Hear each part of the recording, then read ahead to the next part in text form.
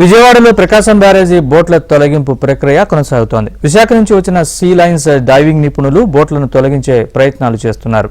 ఇదే సమయంలో కాకినాడ నుంచి వచ్చిన అబ్బులు టీం బోట్లను బయటికి తెచ్చేందుకు కృషి చేస్తోంది.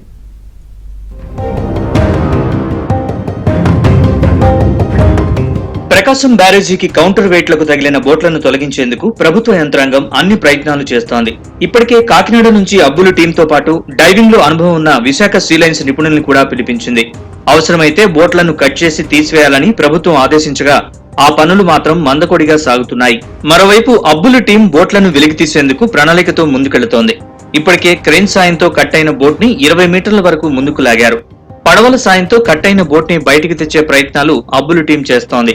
అలాగే నీటిలో మునిగిన మరో బోట్ ని కూడా పైకి తెచ్చేందుకు 2 బోట్లతో మరో ప్రయోగాన్ని అబ్బులు టీం చేయనుంది. 2 పడవల్ని నీటితో నింపి కింద పడవని లాక్ చేయనుంది. లాక్ అయిన తర్వాత 2 పడవల్లోని నీటిని తోడనున్నారు. ఈ ప్రణాళిక కాస్త ఆలస్యం అవడంతో ఆదివారం ఉదయం నుంచి అమల్లోకి తేవాలని భావిస్తున్నట్లు తెలుస్తోంది.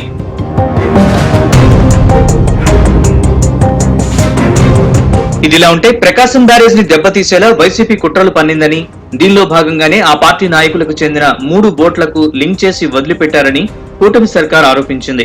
ఆ దిశగా ఇరిగేషన్ అధికారులు ఇచ్చిన ఫిర్యాదుపై పోలీసులు విచారణ కొనసాగిస్తున్నారు. మరోవైపు బోట్ల తొలగింపు పనుల్ని ఇరిగేషన్ అధికారులు పర్యవేక్షించడంతో పాటు కాకినాడ నుంచి వచ్చిన అబ్బులు టీం, విశాఖ నుంచి వచ్చిన సీ లైన్స్ డైవింగ్ నిపుణులు శాయశక్తులా ప్రయత్నం చేస్తున్నారు. అన్ని బోట్లను బయటికి తీసేందుకు 3 నుంచి 4 రోజుల పైనే పడుతుందని అబ్బులు టీం చెబుతోంది.